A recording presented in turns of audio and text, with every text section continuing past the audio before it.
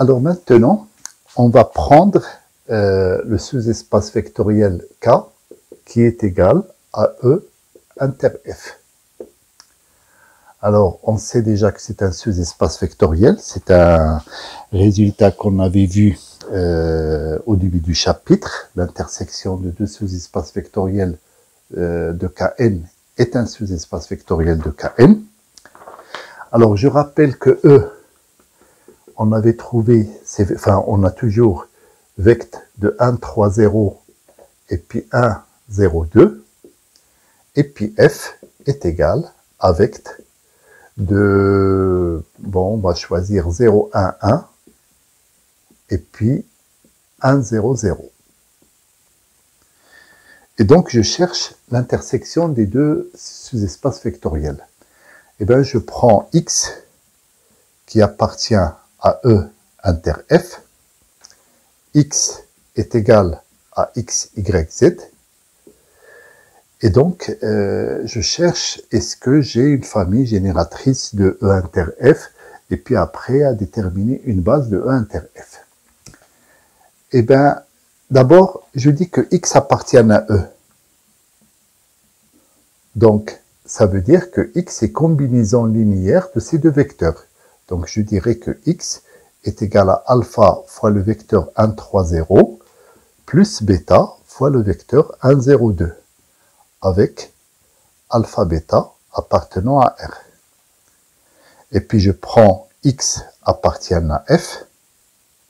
Cela implique que X est égal à A fois le vecteur 0, 1, 1, plus B fois le vecteur 1, 0, 0.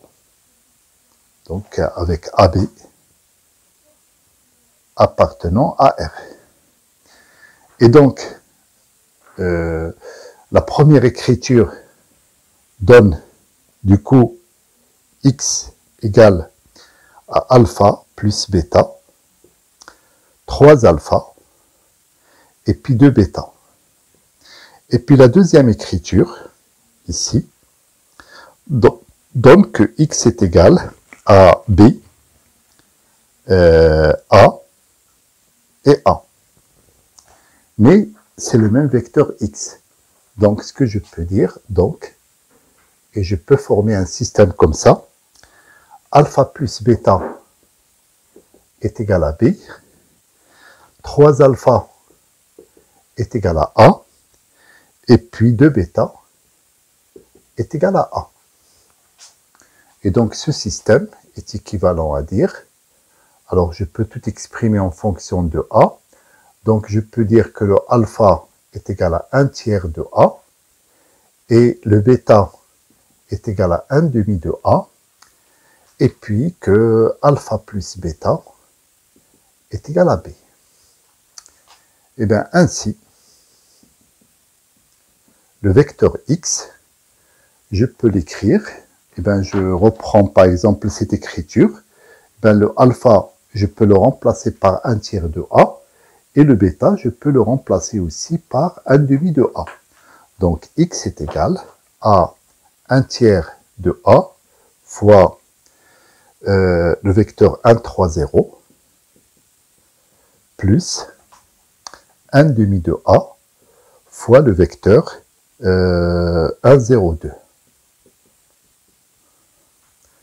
Alors je vois quand même que A est commun entre les deux expressions. Donc en utilisant les propriétés du calcul, de la multiplication d'un scalaire par un vecteur, je peux dire que que X est égal à A fois 1 tiers fois 1, 3, 0 plus 1 demi, 1, 0, 2. Et donc, si je fais tous les calculs, ça me fait A fois le vecteur. Donc, est-ce que je fais le calcul jusqu'au bout? Donc, ça va faire normalement 5 sixièmes, puisque j'aurai 1 tiers plus 1 demi, ça fait 5 sixièmes. Et puis 1 tiers fois 3, ça fait 1. Et puis 1 demi fois 2, ça fait 1. Voilà. Et donc, qu'est-ce que je viens de démontrer? Je viens de démontrer, donc, conclusion,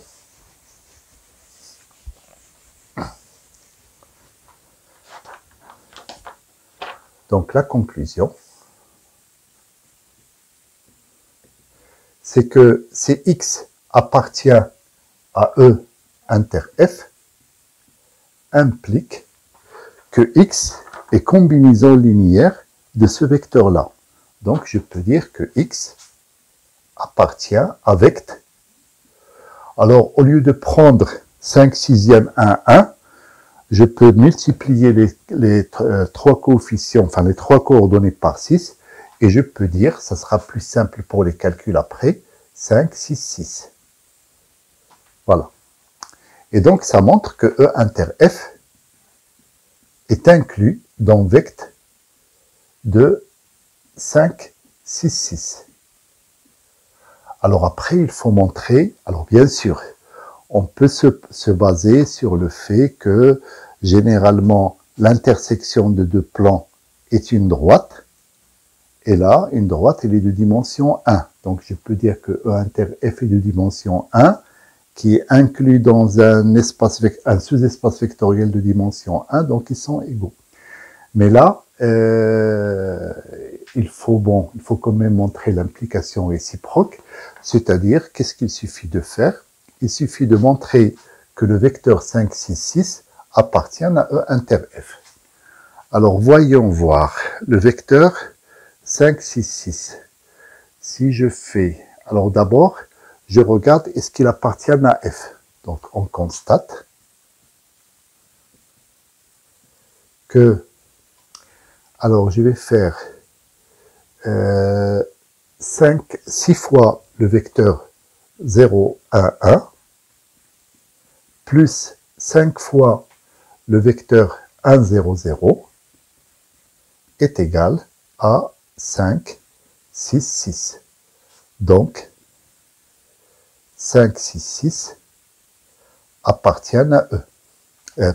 Appartient plutôt à F. Ensuite, il faut trouver la bonne combinaison linéaire pour qu'il appartienne à E aussi. Donc, la combinaison linéaire que je vais prendre, c'est 2 fois ce vecteur, plus 3 fois ce vecteur. De même,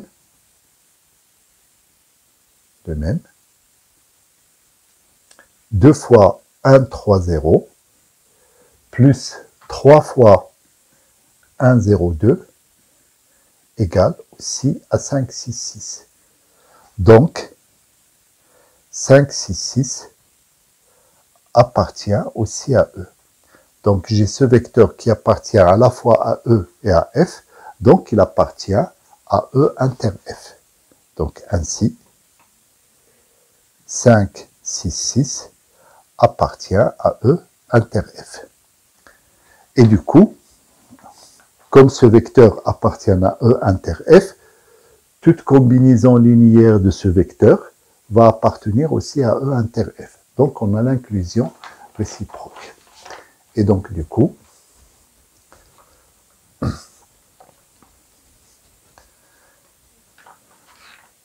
soit vect de 5, 6, 6 est inclus dans E inter F.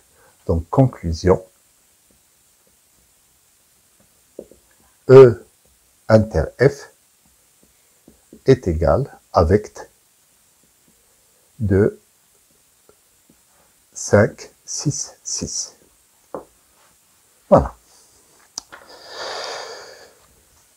Alors, une dernière chose que je voulais ajouter, c'est que, rappelez-vous, au début, quand on a commencé les sous-espaces vectoriels sur T de R3, je donnais par exemple l'ensemble F des x, y, z appartenant à R3, par exemple tel que 3x plus 2y moins 5z égale à 0.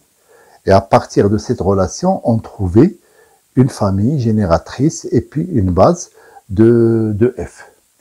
Alors la question que je me pose, et ça je vais le mettre sous forme de remarque ou de complément, est-ce qu'on peut faire l'inverse?